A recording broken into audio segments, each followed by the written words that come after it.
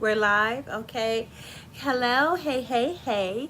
Aziza Kibibi here. As I mentioned in my post, let me see. I'm looking at these filters and stuff. These are cool. I don't usually do lives. Well, sometimes I do. I just did a live for my nonprofit, but there's been a lot of activity on my I like that one.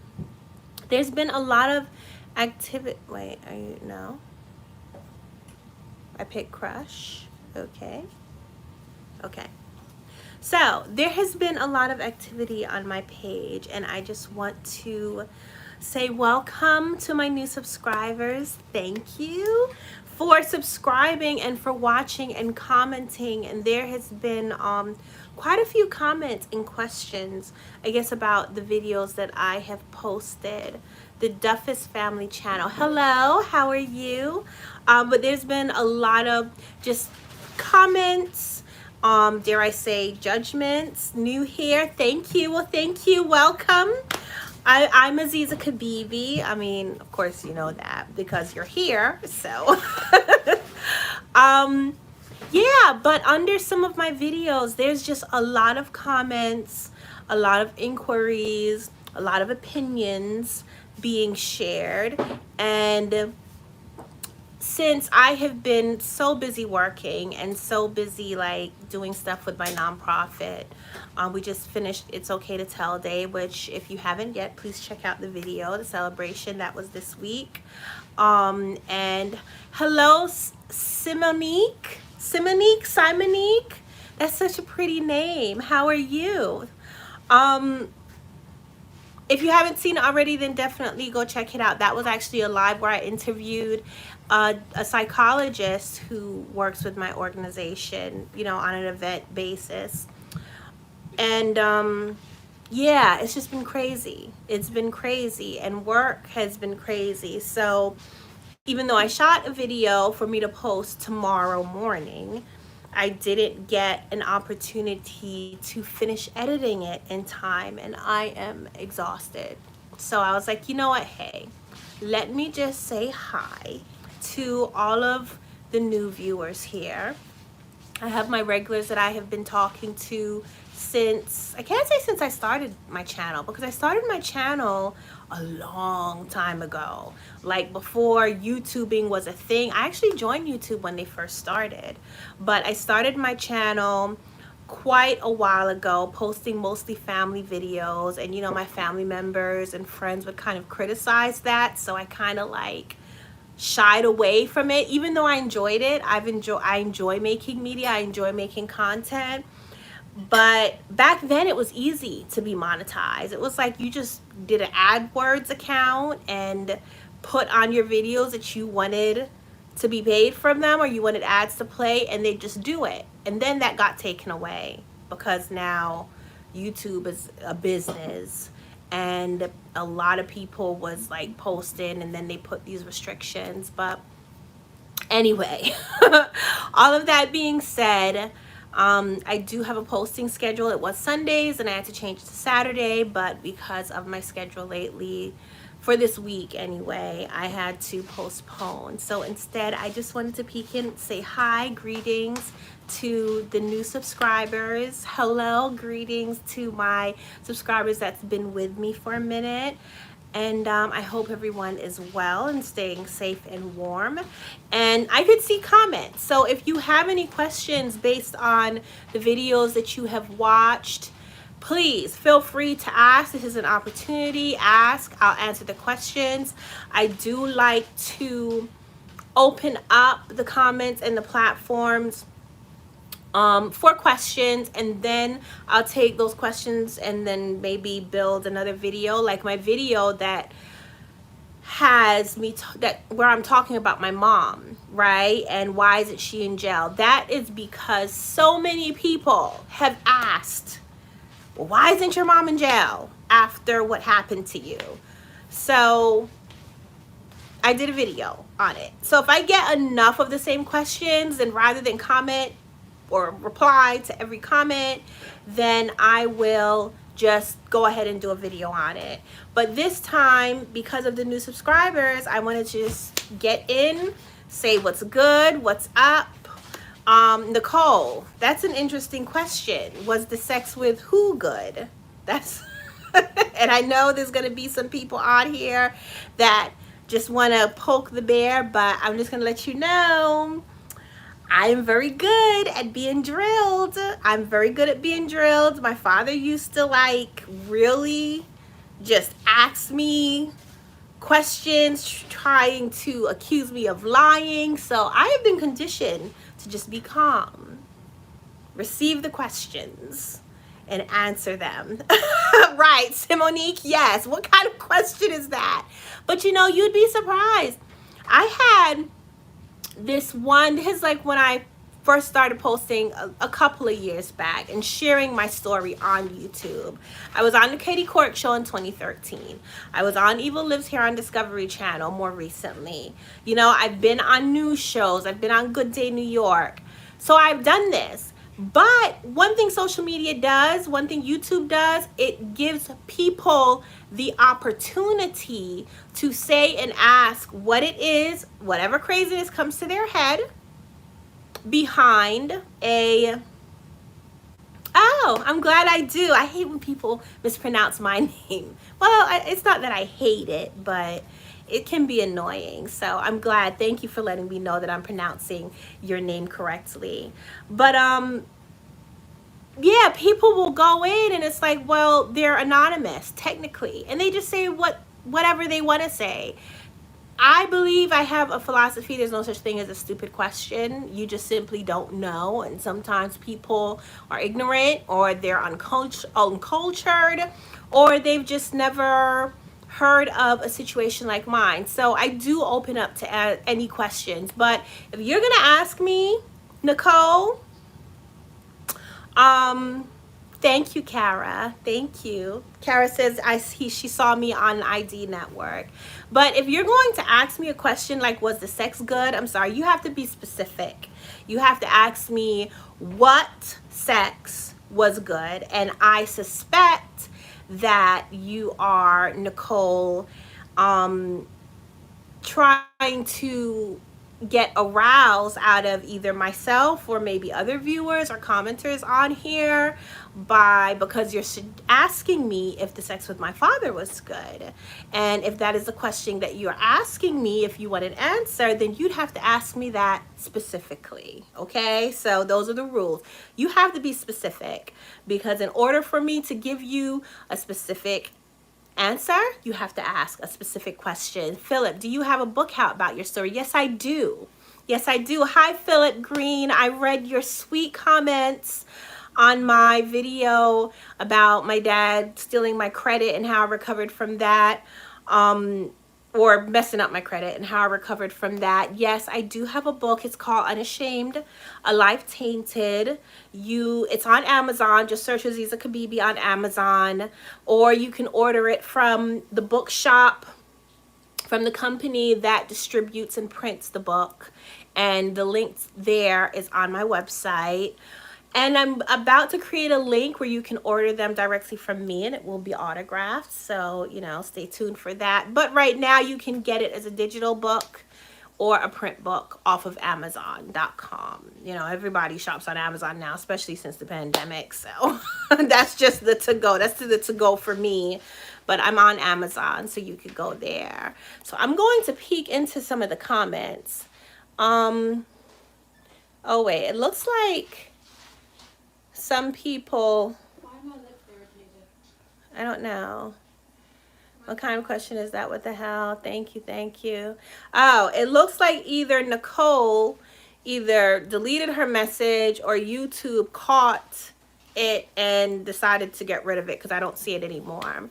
Shamika, hi Shamika. I saw you today on YouTube. Let me see, it disappeared. I need live chat.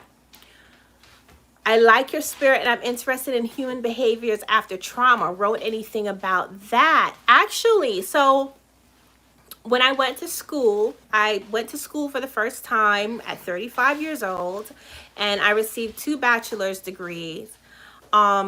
Kara, I got thick skin, so it's all good.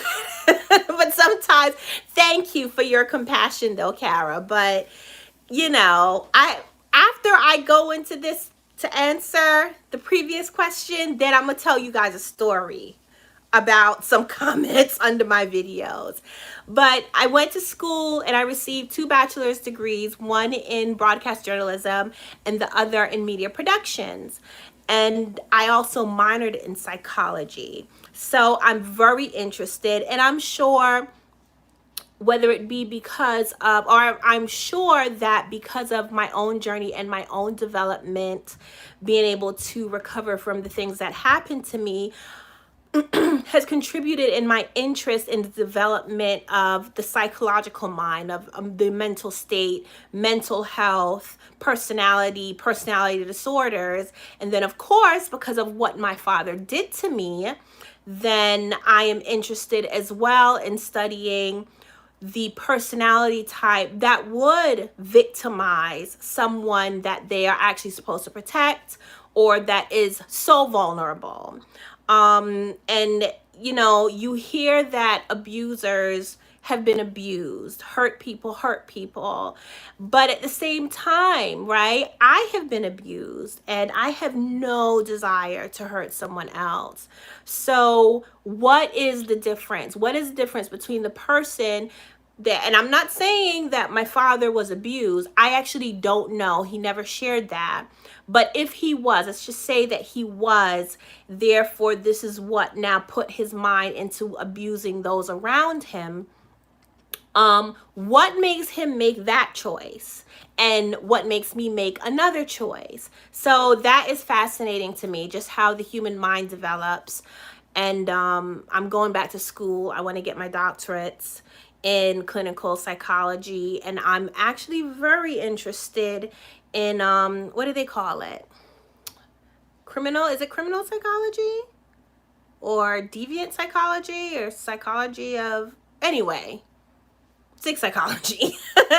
Wanda, I thank the Most High God for your strong spirit. You have been through a lot, but you are a living testimony and you're moving forward. Yes, I am. Thank you. Nicole, do I support bigamy and polygamy? Well, that's another kind of odd question, because what do you mean by do I support it? I believe that people have a choice when it comes to their sexual and love relationships to do what they want as long as they are consenting adults. I do believe in honesty. I believe in trust. I don't judge cultures that do practice polygamy. And honestly, I think it takes a very mature person to be able to practice polygamy, because that's a lot of work. Bigamy is against the law. You're not supposed to in America marry 2 people at the same time legally. You can't be married to 2 people at the same time legally. So that's against the law, and therefore I do not support breaking laws. I hope that answered your question. I feel like I missed the question. Hold on, let me go back. Live chat. I don't know why these things, thank Most High. No, I guess I got any more questions. I am really surprised, honestly, with all the new curious people. No one has asked me about my personal relationships. So, my personal relationships. Annalise Costello. Hi, just came across your channel this morning and you are so inspiring. The fact that, it's criminology. Thank you. Thank you. Thank you. The fact that I have to go back to it. The fact that you have managed to keep such a good head on your shoulders is so admirable. Your strength is undeniable. Well, thank you, Annalise. Thank you very much for your kind words. They are very encouraging, because I was being interviewed by a friend of mine. Wait, before I get into that, Oprah talked about that once on her show. She said a lot of abusers were abused, but she says she's been abused but has never abused anyone. Right, exactly. So where is the break, right? What is the turning point? What is the other side of the coin that makes a person say, I'm going to abuse and I'm not going to abuse? I really admire you telling your story, Philip Green. Thank you. Thank you very much. See, I just love all the love. I love all the love because, I do what's in my heart, I do what's in my spirit. I do what I believe is right. But having the feedback is all the more encouraging, and it doesn't matter how many there is. I will never get used to hearing it. So thank you. I appreciate it, because it's not always positive. It's not always positive, but I get it. Even from my own family, it's not positive. I remember when I first was on the Katie Couric show. Kara, I will answer your question after I finish this thought. When I was on the Katie Couric show, my family disagreed. Like, they did not agree at all. Even though I respected their privacy, I didn't identify anyone. I only brought myself and my daughter into the situation, but she agreed to be a part of it. They did not have nice things to say at all, and I was really shocked, but it is what it is. So Kara, let me look at your question. Let's see, live chat. Do you ever struggle, and have you had hard days because of what happened? I do, but you know what I think? I think that's unavoidable, because the memories are so vivid in my mind, and my heart breaks for the childhood that I lost sometimes. I wouldn't say that I struggle, because I have so many coping mechanisms in place. Like, I know what to do to manage those days or those moments that it seems like it starts feeling like it's a downward spiral. So I counter it. I exercise to get endorphins going. I meditate to calm my mind. I get rest. So often it hits me more when I'm stressed or I'm having nightmares about my father. I do still have nightmares of him raping me, but through my meditation and mind control, I have learned to have lucid dreams, and realize that I'm dreaming and take control in the dream. And usually I find a shovel and end up cutting his head off. So that usually, I think that's my mind, my subconscious way of handling the remnants of the trauma that I still have. Because once you have suffered for that long period, like I did, I don't know if I will ever get rid of all of the pain, but I'm definitely managing. Let's see, so I saw somebody say something about depression. Day, has your experience caused you to be apprehensive in getting into intimate relationships? If so, how did you work through those feelings? Definitely, when I first escaped my dad, it took a while. It took a while for me to trust men and women, because I'm not sure if any of you saw the video on it, but my father's girlfriend also molested me with him. So it was a challenge. I was afraid. I thought that all men and women looked at me as some kind of sexual object, and my father raised me to believe that, of course, that was demeaning. If someone only wants you for sex, which he told me everybody would only want me for sex, then that means that's as far as your worth goes. So yeah, it was challenging. Of course, I had children that I had to protect. So I did not allow, once I got over the idea of that, once I decided that everyone couldn't be my dad, like this world couldn't be filled, like every single man or woman was not my dad and not a cool Montano. So once I was secure enough in that logic, then I started dating. But I was curious, I was free, I was young, so I wanted to get over that, but I did not allow these new people that I met to be around my children. If I had a guest, then my children stayed with a family member. So that took a while. And then even when I did get married, it took a while before I was comfortable enough to even sleep with the night with my husband and my children in the same house. So that took some time. But now I think my children are older, and as they got older, I fostered open conversation with them about anything, and they always knew that they came first. So they knew that I was not doing what my mother did. And I think having that trust and that open communication between us, then, there was confidence, and it helped to dispel the fear and anxiety. I saw another question. Let's see. Are you married and how's your relationship? I would get to, I think most families would feel, Kara.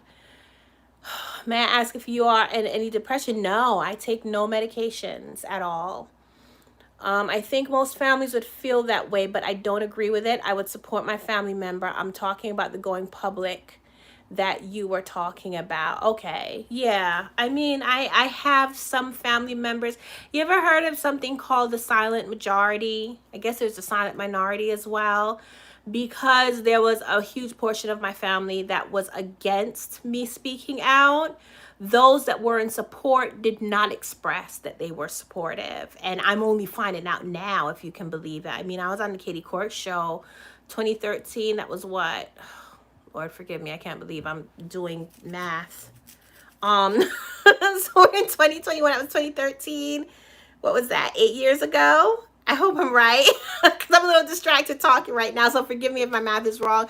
But back then, I'm just finding out now that there was actually family members who were supportive of me doing it, but they wasn't saying anything then. But I'm glad that they supported me, even if it was in silence.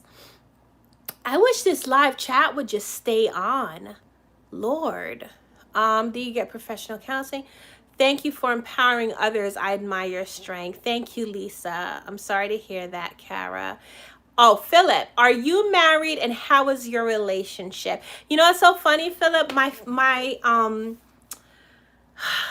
grandmother, I have family members with the last name Green, and my uncle's name is Philip. So when I first saw your comment, I was like, is that Uncle Philip? Like, I was shocked, but it wasn't him. Am I in a relationship? I'm currently single. I did get married, as I mentioned earlier. I had a son. He's 13 now. And that didn't work out, because had nothing to do with what happened to me. At least I don't believe it don't. But he was unfaithful. He was unfaithful twice, unfaithful with two of my sisters. It rocked the family. I do believe how they responded had to do with the experience that we had growing up, or the trauma that we suffered growing up. But with him, he was just an unfaithful man. I got a beautiful son out of the situation, but I divorced him. I've dated since then, but now I am currently single. I am so focused on work right now and finishing my next book and my novel and my script, and so I don't think I really have time for a relationship. Plus, I find some men are intimidated by me, because a couple of my last relationship, that's what it was, being somewhat in the public eye, and I guess my personality, he then started accusing me of like flirting with everybody, and he just was not. He was very insecure. In my relationship before that, same thing. So I don't know what it is, but I just figured when the time is right, it will be the right time. I'm not particularly looking. So there you go, Philip. There's the answer to your question. Let's see. I saw a couple of questions come in. Did you get professional counseling, and for how long? You want to hear something funny? Tyshawn Thomas, is that how you pronounce your name? The funny thing is that I did get professional counseling. For how long? It literally was one session. Well, I'm not going to say one session. I've had counseling different times of my life, but I haven't gotten past 2 sessions, because then the psychologist is like, we've made the breakthrough. I guess I work on myself all the time. And I think just innately I employ some of the practices that Gestalt therapy does and person-centered therapy does. I do that anyway. I did that innately without even knowing what those things were until I went to college. So when I sat with a counselor at different times, like the conversation would go, and they ended up being fascinated because they was like, how usually it takes weeks, sometimes months, for a person to come to this conclusion and get to a place where they feel, accepting of their situation and could actually actively work on themselves. And then they would, I guess, close my case for the time. I don't think that's very common, but that's what's happened. So yes, I have had some counseling, but it was for short spurts, just because the therapist, the psychologist, ended up saying, you don't really need much more counseling. Like, you don't need to go any further. If you feel like you're in this place again, call me, but for now, like, there's nothing else for me to do. So I guess that's how that worked. Let's see. I saw a question about my kids. Are you married? How are your relationship? Thank you for empowering others, Lisa.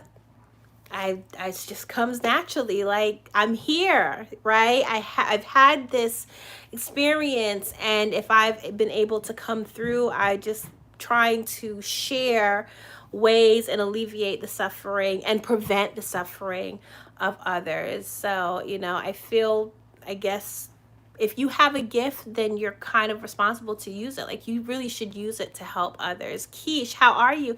How are you, lovely? You too. Nicole, you can adopt more baby. I'm not sure what that means, what that refers to. Whew. If you're getting serious with someone, Kara, will you or do you tell them about your past and how they feel? Well, my friend, yes, I do tell them. And a lot of times it's interesting, the response.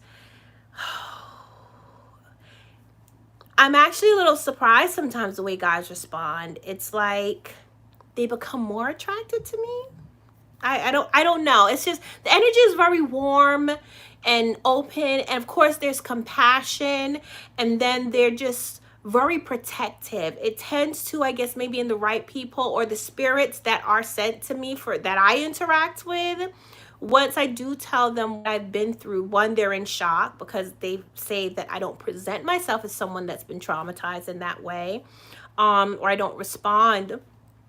But often it does make them open up themselves, brings us a lot closer, and yeah, it's just a lovely interaction. So, and it's something, because that is the opposite response that my father would tell me. Like, after he started raping me, he would tell me that no one would want me. I would be looked at as damaged goods. So that's just what I kind of expected the response would be, but it's not been.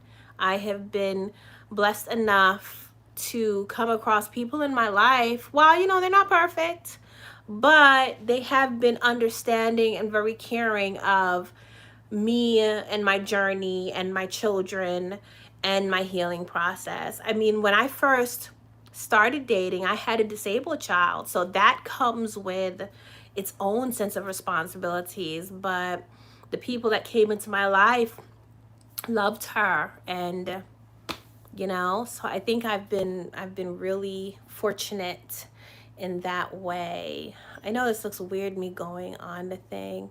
Do you have a relationship with your sisters? Okay, I'm gonna get to that. If you're getting serious, okay, I answered that.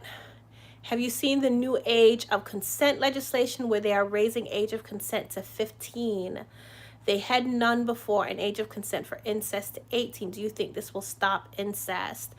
I don't know. That's a heavy question. Is that in Europe? Haven't they raised the age of consent in Europe? Wasn't it 13 and they changed it to 15? I think I read that somewhere. But will it stop incest? This is the thing. Especially in Europe, you'd be surprised how prevalent incest. And I want to define, thank you for your question, because this is going to give me an opportunity to define.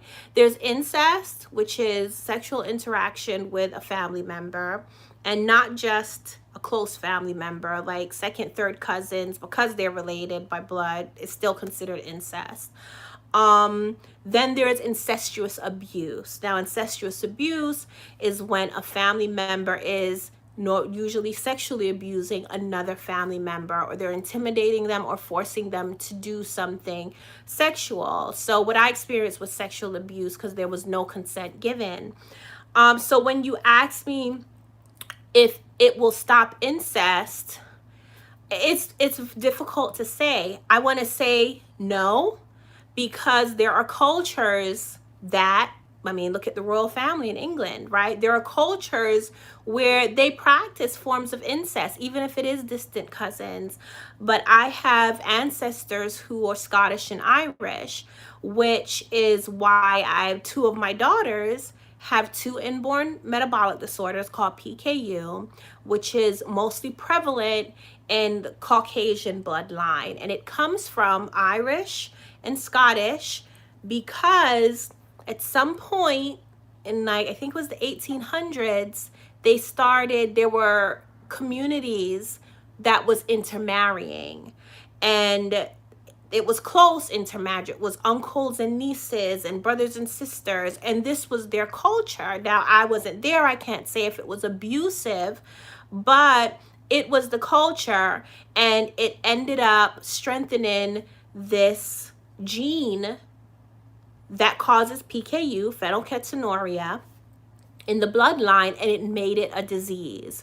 So on my father's side, there is Scottish and Irish, and very few Black people has PKU. In fact, at the time that my daughters were discovered with PKU, there was only one other Black family in the whole of New Jersey that had a child that had PKU.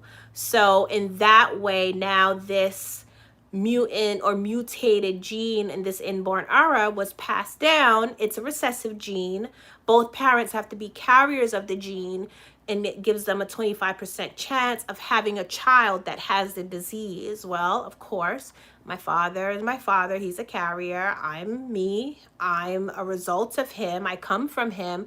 So that made the chance of me being carrier higher, and there it increased the chances of us creating a child with the inborn errors. And there were two. So will it stop it? I don't know. Some people may say that, well, you love who you love. You may be consenting adults and related, and you find a way to do what you're gonna do. In New Jersey, incest is not illegal. In New Jersey, and I believe Ohio, don't quote me on Ohio, but in New Jersey, incest is actually legal. It's still legal. So you can have relations with a family member, and it's not breaking the law. Now, incestuous abuse is illegal, because that's just any kind of abuse. Yes, Mona Lisa, yes. It is still legal. I think 47 states in America, incest is illegal, punishable by law. But there are 3 states, and I believe one of them was recently got rid of it. I have to research again to find out. But I do know New Jersey, the state that I live in, incest is legal, which then posed an issue in the case against my father. He actually wasn't charged for anything that had to relate with incest, anything that had to relate with the fact that I was his daughter.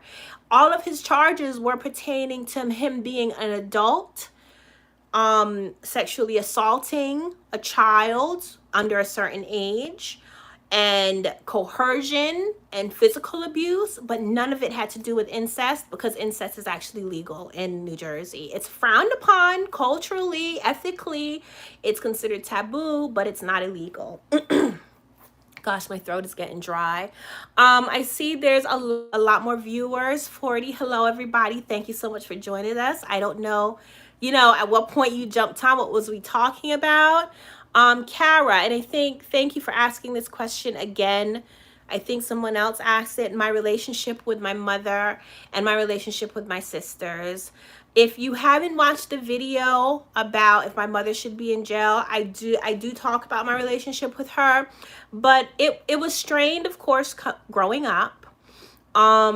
And once we escaped my father, I was very close with her. We were very close. We were like, we partied together. We went to church together. Like, she was the first person I spoke to in the morning, aside from my kids, and the last person I spoke to at night, actually, most of the time, the last person I spoke to at night. We went food shopping together. Like, we were like this. But I believe she continued to carry animosity against my children because the relationship between her and I growing up, she took the position of being jealous and blaming me for what my father was doing to me. And then when I had children, my father actually treated my children better than he treated her children. So there was some more jealousies and resentment there. And then there are certain things, life happens, and her true colors started to come out. It was harmful to my children emotionally, so we distanced ourselves. And I love her from afar. I wish her the best, whatever that means. But we don't really speak. No, we don't really speak now. But we were very close. We were very close. But now it's not healthy for me where I am in my life. It's not healthy for my children, and that's who and what matters to me. And my sisters, in a lot of ways, the same thing. The dynamics and the relationship, and a lot of the mistrust and the competition that my father kind of fostered in our household. He was always comparing our looks and our abilities.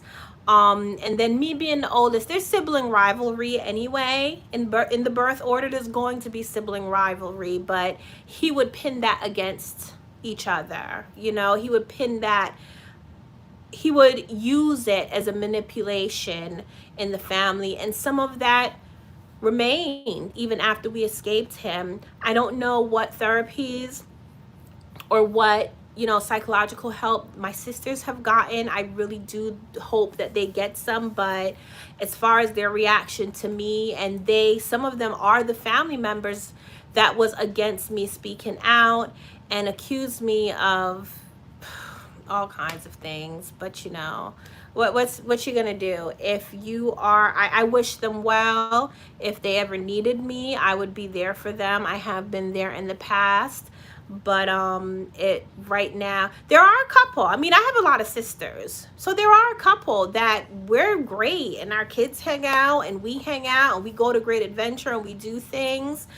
But then there are some, especially after my brother died. My brother killed himself accidentally. He committed accidental suicide after dealing with some of the memories that was coming up of him witnessing me being abused. And that just caused a rift in the family, and certain things just yeah. So maybe one day they'll come around in their own time. But I still love them. They're my babies too. Technically, I helped raise them. I taught them how to read. So did I say my mother is in jail? If so, no, she is not in jail. A lot of people ask why she did not go to jail, and it's because she was married. Okay, well, a couple of things. And this is the thing, like when you go to court and you're dealing with the justice system. So my mom was still married to my father legally at the time that we reported him. So what the prosecutor did is she decided to not charge my mother in exchange for her waiving whatever rights that she had to not testify against her husband. Because like a spouse, you can't force a spouse to testify against their spouse. So they told her that, in exchange, I guess, for her freedom, she could offer testimony against, at the time, against her husband at the time. And she did. They did ask us, like, what did we think? And we had our conversation about what was best, and that's what happened. So that's why she's not in jail. She's living her life, she's doing her thing, and I hope that she grows and learns, continues to grow and learn. Let's see. Are you in therapy? Angela, you must have just came in. I'm not in therapy in the traditional sense where I have a scheduled date and I go and see a therapist every Thursday or whatever. No, I'm not. When I feel like I am stressed or I cannot manage myself, then that's when I seek counseling. And, you know, I have enough friends, friends psychologists where they just like, see, you need to talk. You need to talk. How long did the sexual abuse go on for? Mona Lisa. And everyone, please forgive me if I don't get to everybody's questions. It's tough, like going back and forth, and they're just coming in. But the sexual abuse went on for over 17 years. Over 17 years. And even though, you know, I became an adult, I was conditioned and raised in fear. So it was never, and I think this might have been where Nicole was getting to. No, it was never pleasurable for me. I actually did not understand how women could enjoy sex at all. I didn't get it because it was just a chore and a pounding. That's all it was. And it was sickening, and I couldn't stand the smell and the smell of my father's breath, like all of that. Like, trust, there are some, I can't stand bad breath. I cannot. I could never imagine me kissing anybody, even after I escaped. Just the idea of like swapping spit, it was just so, ugh. But it was because of my experience with him. Something I was forced to do that I didn't want to do, that I just had to suffer through. And that just affected then how I felt about that act once I escaped him. But I got over that. I got over that. It's something, falling in love can change your mind about some things. But falling in love and working on yourself, right? Working on yourself. Did I have all 5 of my babies at home or in the hospital? I had the children, so I was pregnant for my father 5 times. 1 baby was miscarried, and 4 of them, he delivered them all, so I had 4 of them at home. And then my son, for my ex-husband, I did have him in the hospital, which was a horrible experience. That was not fun at all. So if I have another child, I will be using a midwife, because, you know, that was its own violation. I don't know if it was just the hospital or the doctors, but like, they didn't ask consent to like check my cervix. They just did stuff and just shoved places, and I felt so like violated. It actually triggered some memories of my dad. This is just how bad the experience was. And I was used to like walking around and being surrounded, because I labored even with some of my children that I had, that my father delivered. Most of the laboring, he wasn't really around. I was with my siblings, you know, or I was alone. I had my youngest daughter for him on the beach, and I literally was like just roaming around in the water. So, you know, I was able to find moments of calm and I guess trust and security during the birthing process, even though what was happening around me was horrible, or the conditions and the circumstances was really messed up, being that it was a result of, you know, rape and abuse. But for some reason, when I had that experience in the hospital, I could not find that. Like being plugged up to stuff and having something in my arm and strapped to the table, I couldn't get up to go use the bathroom. Like, it was just very difficult. And then when my body, I have very short labors. Well, I can't say I have short labors, but my labors are very mild. I don't feel the contractions until it's time to push. So they had me plugged up to the monitor, and they thought something was wrong because the monitor was showing that I was having a contraction, and I wasn't responding like I was having a contraction. But when it was time to push, the doctors decided that I wasn't dilated enough. But my body was saying, baby, come out, and having to fight that. So that was actually the first time I had like really bad labor pains. So I'm sorry, I kind of went off topic there. Let's see, anything else? Hi, Naya loves you 77. How are you? Welcome. Guys, I'm actually going to get ready to go. How long was I married? I was married for, it was about 3 years by the time we finalized the divorce. Actually being together wasn't a whole long time. I tried to maintain, I felt like, after I found out that he was having an affair with my sister, I tried to move past it because I was like, I have a new baby. I feel like I need to make this work. But then it happened right after that. And then I found out it was with another sister. So I was like, no, I just couldn't trust him. I just couldn't trust him. What faith did my parents practice? None. My father went through, let me not say that. I take that back.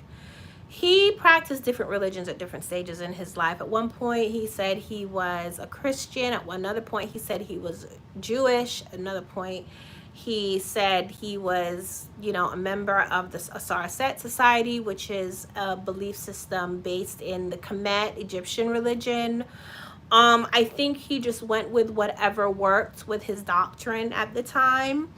So, yeah, my mom was raised Christian Baptist, and my father actually really, I guess, adhered to the a lot of the theories and beliefs pertaining to Christ. At one point, he decided he was Christ reincarnated. So, but as far as like being a part of, he was not into having a leader, having someone that was an authority over him. He wanted to be the authority in everything. So he did a lot of studying on his own. It wasn't like he belonged to a church. He did go to his mom's church at one point for a pretty decent period of time. But a lot of time, from what I would hear, there was a lot of debating and theories. Lady T's Things That Bling. Hello, Aziza and everyone. I just heard about your story. You're a strong, beautiful woman. Thank you, Lady T. Thank you so much. I try. I'm just me. I do the best that I can. Sometimes it's not always great, but I try. But everyone, thank you so much for your questions. I do have to go. Wow. 47 minutes. That was fast. See, when you're like talking, getting dialogue going, how fast time flies. Thank you for your questions. Thank you for your support and your encouragement. I really appreciate it. I really appreciate it. And I hope you continue to stick around and learn stuff. I love to just, share information and my experience. I just want to hug you, but you probably don't like to be touched. No. Well, you know what? It depends on the energy of a person.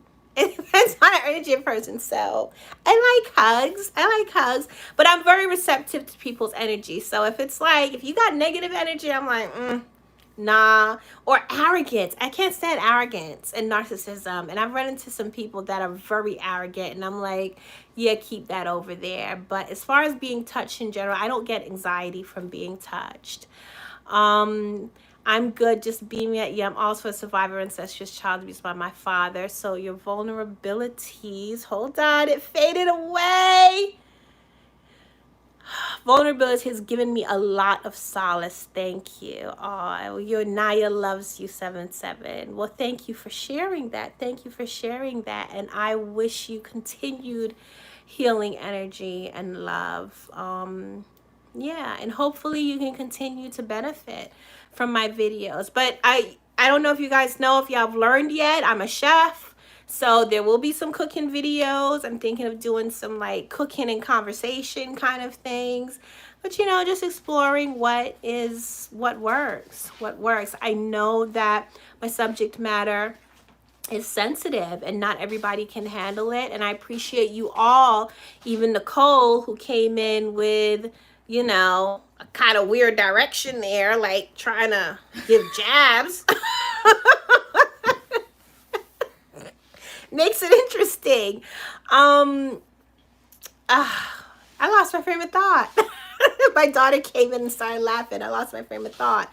But yeah, but I like to approach things and make all of this holistic. I know, that's what I was saying. It's not an easy subject to talk about. So yes, I want to commend and thank you all for, you know, being brave enough to just ask questions. Because I know, look, I've been in the classroom, and when a teacher says ask questions, or if you have any questions, even when I've spoken at events, and I'd be like, so any questions? And no one says anything because they're just not sure if it's going to bother me or if they can ask a question. So I appreciate all of your bravery for asking questions. And for those who are survivors, thank you for your strength, and thank you for your bravery and being able to share in a public platform, because it helps those that have not discovered their strength or not discovered their voice in speaking out about these issues. So on that note, love you all. Looking forward to getting to know you better. I hope you're looking forward to getting to know me better and the rest of my family and everything that I do.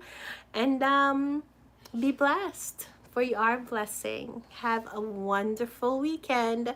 I see y'all soon. I'm gonna post another video soon as I get it edited and up. Hopefully middle of next week. All right. Bye everyone. See you later.